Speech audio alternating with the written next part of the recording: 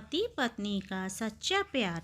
एक आदमी ने बहुत ही खूबसूरत लड़की से शादी की।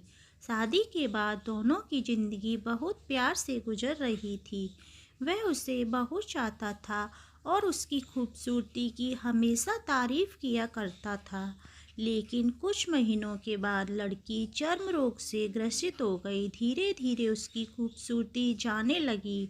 खुद को इस तरह देख उसके मन में डर समाने लगा कि यदि वह बदसूरत हो गई तो उसका पति उससे नफरत करने लगेगा। वह उसकी नफरत बर्दाश्त नहीं कर पाएगी।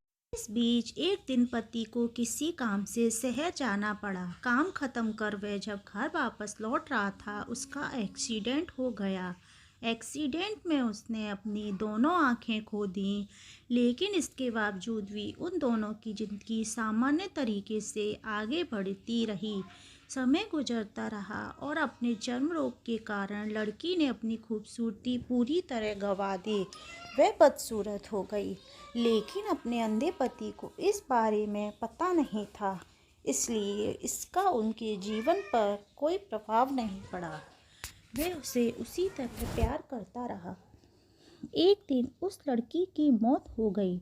पति अब अकेला हो गया था। वह बहुत दुखी था।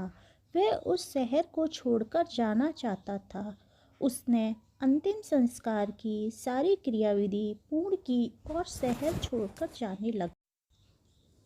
तभी एक आदमी ने पीछे से उसे पुकारा और पास आकर कहा, अब तुम बिना सहारे के कैसे चल पाओगे? इतने साल तो तुम्हारी पत्नी तुम्हारी मदद किया करती थी।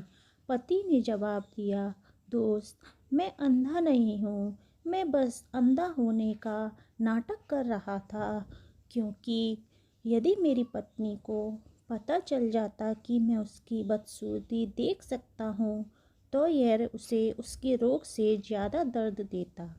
इसलिए मैंने इतने साल अंधे होने का दिखावा किया।